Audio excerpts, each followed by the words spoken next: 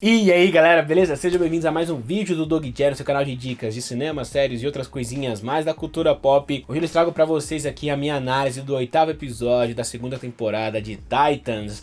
Vamos ver o que eu achei desse episódio e bora pra análise! E antes de continuar com esse vídeo, baixa um pouquinho aqui e se inscreva no canal, é sério, é muito importante, ajuda a gente a chegar aí ao alto e avante e infinito e além. Então baixa um pouquinho e se inscreva no canal, deixa o seu like, porque ajuda demais na divulgação do vídeo e desse canal lindo e maravilhoso, beleza? Vamos falar desse 8º episódio, que é um baita episódio. Gostei bastante da direção, da coreografia de luta, das cenas de ação e da construção de todo o episódio como um todo, assim, falando aí mais de audiovisual mesmo, de técnica de filmagem, falando de construção de personagem, de roteiro. Foi um belo episódio, tá ligado? E mesmo sendo mais um episódio que para a história pra contar uma coisa no passado, um flashback, ou apresentar um personagem, ou desenvolver um único personagem dos Titãs, ou daquela galera ali. Interrompe a história, mas do jeito que eles vieram construindo a temporada até aqui, esse episódio específico era extremamente necessário, e foi um dos melhores episódios da temporada, principalmente, como eu falei, assim, tecnicamente, né? E o que é interessante é que a gente se aprofunda aqui na mitologia do Exterminador, conhecendo mais o seu filho, Jericó, que é muito lindo, que moleque fantástico. O ator é muito bom, porque a gente descobre que o Jericó falava, pra quem já leu os quadrinhos sabe que, né, que isso era real e tal, e ele acaba perdendo ali a sua capacidade de falar por conta do próprio pai, né, cara? Então é complicado, é muito interessante, é um episódio bem forte e bem bacana de assistir. Principalmente a gente já começa ali com o Jericó, depois de uns pesadelos, uns sonhos bem complicados ali que ele tem, ele vai se encontrar com os Titãs, e naquela reunião ali, os Titãs vão fazer uma amizade, tá ligado? Vão tentar se aprofundar mais na amizade. Você percebe que já passou um tempo e que eles já se conhecem, e eles estão cada vez mais se infiltrando ali junto com o moleque para pegar informações sobre o pai dele, né? O que é estranho, porque o bate-computador deu todas as informações do mundo. Então, quais informações eles precisam deste moleque? Não sei, talvez descobrir mais coisas que possam, mais fraquezas do Exterminador, coisa do tipo. É um plano arriscado que o Dick Grayson e toda a galera do Titans fez. Por mais que a Dawn e o próprio Hank em determinado momento do episódio fala: mano, a gente não pode fazer isso com o moleque, tá ligado? A gente não pode usar o moleque pra chegar até o pai dele. A Dawn fala pro Dick também, fala: mano, ó, o que a gente tá fazendo é errado. Só que o Dick fala: não, ele é o cara, a gente tem que, é o único jeito que a gente tem de chegar no cara. A Donna Troy quer chegar no cara porque ela quer matar o Exterminador, né? Então, pra ela tá tudo certo. E aí, ali numa conversa, ali na fogueira, na praia e tal, o Jericó acaba se abrindo porque ele tem um bracelete que ele ganhou do pai, e aí os Titãs vão perguntando coisas pra ele revelar mesmo mais coisas sobre o pai, e a gente descobre que ele é um herói de guerra, que ele foi pra guerra e que lá ele participou de um experimento da Colmeia, que é uma organização criminosa da DC Comics, né, nos quadrinhos, nos desenhos, enfim. E, ou seja, na série aqui ele foi criado pela Colmeia, ele já era um soldado, fodão, não sei o que, pá, periri pão duro. E ele tomou ali uma injeçãozinha, um soro muito louco, que fez ele provavelmente um super humano, ou pelo menos um pouco mais forte.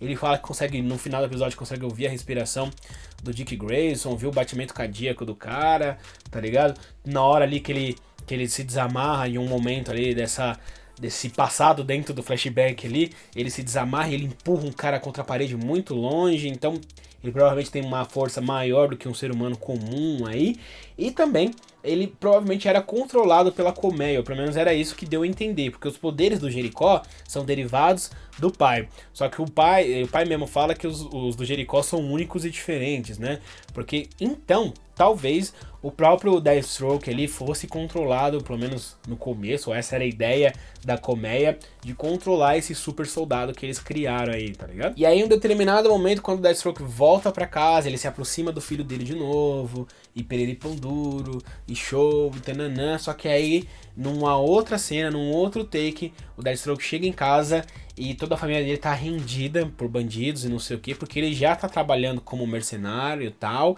e mano, nesse momento o Deathstroke mata geral, assim, só que acaba que o filho dele tem a garganta cortada, tá ligado?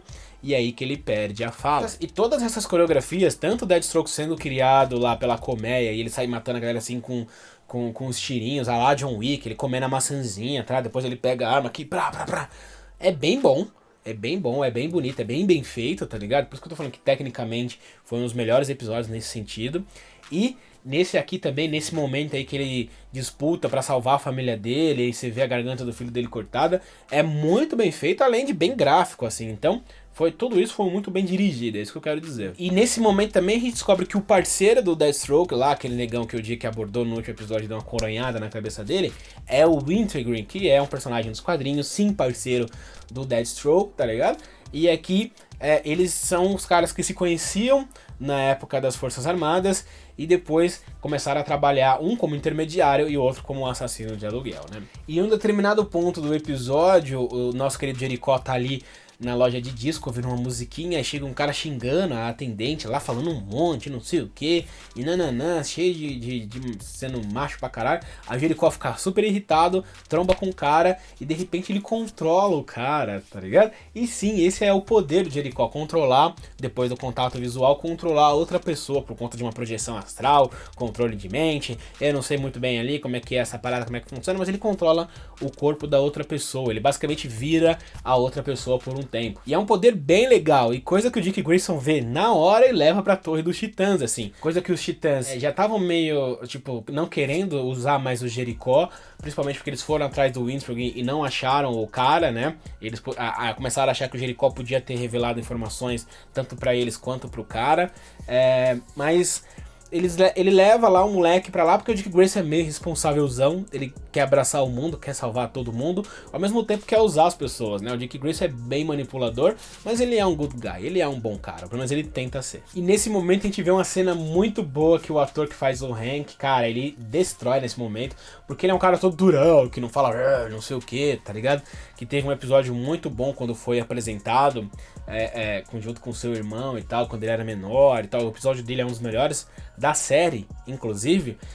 Mas ele é um cara sem muitas palavras, ele é um cara que tem problema com álcool, que não sei o que, e de repente, em um determinado momento lá, ele fala que ele não dança, e aí o Jericó, pra demonstrar os poderes dele, ele domina o Hank e faz o Hank dançar pra caralho. E é muito legal, porque o ator nessa hora arrebenta de dançar e é muito bom. Logo depois a Dawn pega o Dick e fala: mano, o que você tá fazendo? Você tá trazendo esse moleque pra cá, a gente tá indo atrás do pai dele e não sei o que, você quer que ele fique aqui, quer que ele se torne um de nós, qual que é a tua? Você tá misturando as coisas.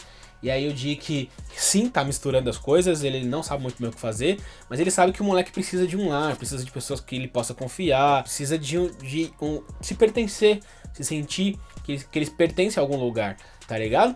E ao mesmo tempo ele quer usar o moleque, então é tipo... é uma balança meio estranha, assim, mas aí a Dawn fala: então se você vai fazer isso, você tem que contar a verdade pra ele, sem mentiras, tá ligado? E os Titãs contam a verdade pra ele, o que é bem interessante, porque você vê a hombridade do Dick e toda a decência da Dawn, que é isso que se espera do personagem dela, inclusive, e dos Titãs, né? Que eles sejam heróis, não sejam só um bando de filha da puta, tá ligado? E eles contam a verdade. Jericó aprende, ele é convidado pra ser um dos Titãs, mas eles falam que usaram ele e tal, que eles estavam indo atrás do pai dele, contou toda a verdade. O Jericó fica puto, sai da casa da mãe, a mãe liga pro exterminador e fala: ó, fudeu, vai atrás do moleque, eu não gosto de você, mas vai atrás do moleque. E mano, e aí a gente tem uma cena bem boa. Uma porque o exterminador mata todas as Amazonas, tá ligado? Aquelas mulheres lá da galeria e tal, que era pra quem o tiro que ele foi contratado pra matar era pra ter atingido, ao invés do Aqualad lá ter se intrometido no meio. E aí a Dona Troy, conversando ali com a superior dela, descobre isso daí, e a superior fala assim: ó, não se mete que a gente vai atrás desse cara agora. A Dona Troy fica puta, mas em determinado momento ela recebe uma mensagem falando pra ela ir pra Themyscira, ou pra ela ir pra lá pro museu, pra galeria, enfim. E o Deathstroke matou geral, matou todo mundo. E ele queria dar um recado também, além de quase matar a Dona Troy numa cena novamente de luta muito bem coreografada, dessa vez sim, uma cena boa de ação. Ele resolve dar um recado, fala assim: ó, fica longe do meu filho. E a Dona Troy toda ferrada, ela apanha pra caramba do cara. Você vê que o Exterminador é um cara difícil mesmo, ele é fodão. E aí o Dick Grayson vai resgatar a Dona Troy junto com os outros Titãs, mas ele também vai atrás do Jericó, que foi ver o pai dele, tá ligado? E nesse momento é bem interessante, assim, porque o Jericó junto com o pai estão tentando se entender. O Jericó é um bom menino, ele pediu até permissão pra poder ir pra lá. tá ligado? E aí você vê a boa cena de luta novamente ali. Pô, esse episódio foi cheio de boas cenas de luta. Por isso que eu falo que de forma de direção ali e tal, ele foi bem realizado. E aí numas boas cenas de lutas ali, coreografias e tal, junto ali com o Exterminador e o nosso querido Robin. O Robin tá apanhando pra caceta. O Robin tá quase morrendo. E aí quando ele vai morrer, o Jericó se mete no meio e o moleque morre, tá ligado?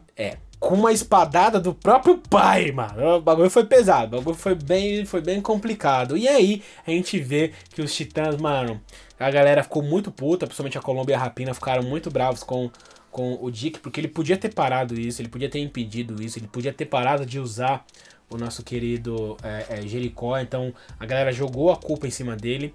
A Dona Troy, por mais que ela ache que o Dick também tem responsabilidade, mas ele acabou de salvar ela. Ela queria matar o Exterminador de qualquer jeito, mas ela viu que ela não consegue. E aí vai todo mundo embora, porque os Titãs, mano, não tem como ficar mais junto, tá ligado? Morreu o Aqualad. Eles meio que, querendo ou não, chamaram um moleque pro seu grupo pra esse moleque ser morto. Não que eles queriam que o moleque fosse morto, mas, porra, foi responsabilidade deles, querendo ou não. E aí os Titãs acabaram, pelo menos, aquela formação, né? Cara, ótimo episódio, um episódio dramático, um episódio que tinha que contar mesmo o que aconteceu ali. E provavelmente a gente vai ver no próximo episódio que isso foi o nosso querido Dick Grayson contando pros Titãs o que aconteceu, tá ligado? Desabafando de verdade. O Dick precisava disso, né? Principalmente depois do último episódio. Ele precisa se livrar desse passado, dessa culpa que ele tem. E meus queridos, é um belo episódio. A série, sim, tem momentos que ela se encontra e faz boas cenas de ação, bons episódios, bons diálogos, inclusive, o que é sempre bem importante, tá ligado?